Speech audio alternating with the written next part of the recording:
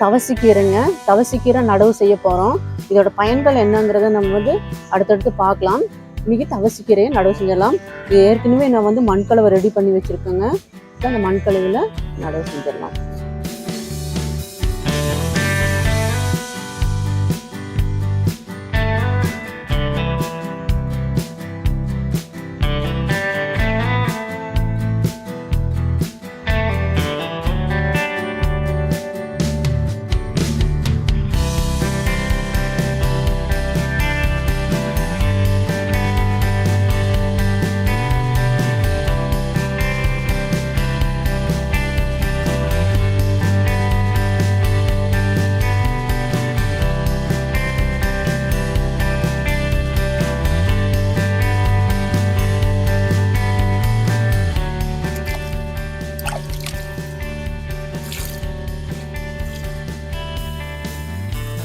இப்போதான் துளிர் விட்டுட்டு இருக்கு.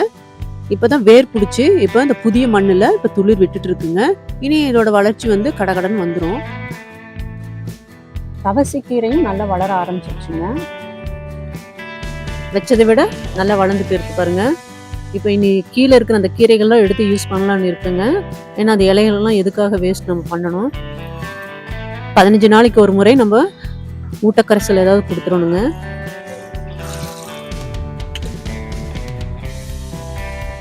வாரம் ஒரு முறை நீம் ஆயில் கரைசல் ஸ்ப்ரே பண்ணிடலாங்க.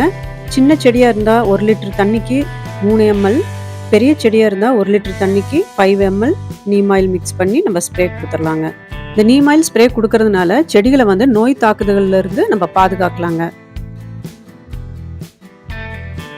5 மாதம் ஆச்சுங்க. நம்ம தவசிக்கீரை பாருங்க நல்லா வளர்ந்துருக்கு. நல்ல ஹைட்டில் போயிட்டு இருக்குங்க. இந்த தென்னை மரம் மாதிரி அப்படியே போயிட்டு இருக்குது. சைடு பிரான்ச்சஸ்லாம் இல்லை, வெச்ச கட்டிங் இது. அதுலேருந்து பாருங்க இதுதான் கிளை. இந்த கிளை சைடாக எப்பவுமே மற்ற செடிகளுக்கெல்லாம் வரும். இது ஸ்ட்ரைட்டாக போகுது. 3 பிரான்ச்சஸ் இருக்குது. அது 3மே ஸ்ட்ரைட்டாக போயிட்டு இருக்கு பாருங்க. நல்லா வளர்ந்துருச்சுங்க. எவ்வளோ சென்டிமீட்டர் இருக்கும் மெஷர்மெண்ட் பண்ணி பார்த்தா தெரியும்.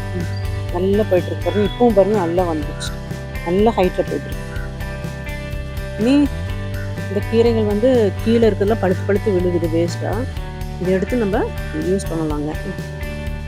பாருங்க தவசிக்கீரை நல்லா வளர்ந்துருக்கு. இப்போ இந்த கீரையை நம்ம பறித்து அப்படியே சாப்பிட்றலாம். அப்படியே சாப்பிட்டா சத்துக்கள் அதிகங்க. பாருங்க, ஒன்றும் பயப்பட வேண்டாம். இந்த கீரையை பறித்து அப்படியே வாயில போட்டு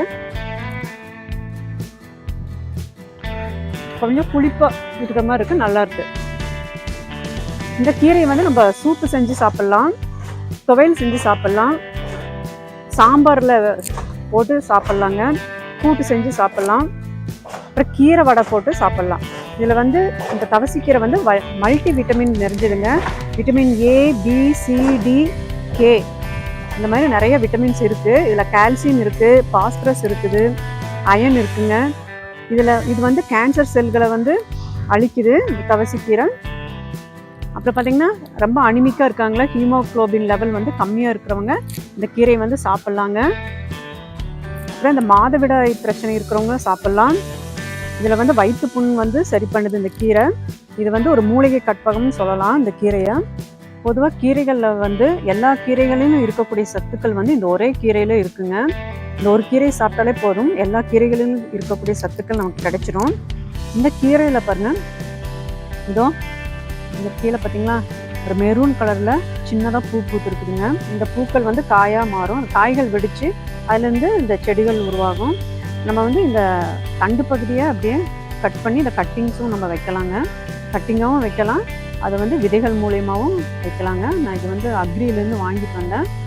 இது நீங்களும் வச்சு மாடி தோட்டத்துலேயோ வீட்டு தோட்டத்துலேயோ இது வச்சிங்க, ஈஸியாக வளர்ந்துடும். இதுக்கு சாதாரண மண் கிளவே போதுங்க, ரொம்ப ரிஸ்க்கெல்லாம் எடுக்க வேண்டாம், எல்லா மண்ணுலேயும் வருங்க.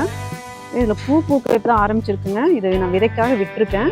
அந்த பூ பூத்த அந்த கீரையை நான் உருவி விடலை, அப்படியே இருக்குது. பூக்காத இடங்களை மட்டும் நான் தேடி பறிச்சுட்டு இருக்கேங்க. இதில் நான் சூப்பு செய்ய போகிறேன். அப்படியே காலையில் மாடி தோட்டத்துக்கு தண்ணி ஊற்ற வந்தேன்னா இந்த கீரையிலேருந்து அப்படியே உருவி வாயில் போட்டு மென்றுருவாங்க. அப்படியே சாப்பிட முடியல அப்படிங்கிறவங்க சமைச்சு சாப்பிட்லாங்க. இந்த கீரையை எப்படி நம்ம சமைக்கணும் அப்படிங்கிற வீடியோவும் உங்களுக்கு கூடிய விரைவில் போடுறேங்க. இந்த வீடியோ உங்களுக்கு பயனுள்ளதாக இருந்தால் லைக், ஷேர், சப்ஸ்கிரைப் பண்ணுங்கள். மீண்டும் ஒரு நல்ல வீடியோவில் சந்திப்போம். நன்றி, வணக்கம்.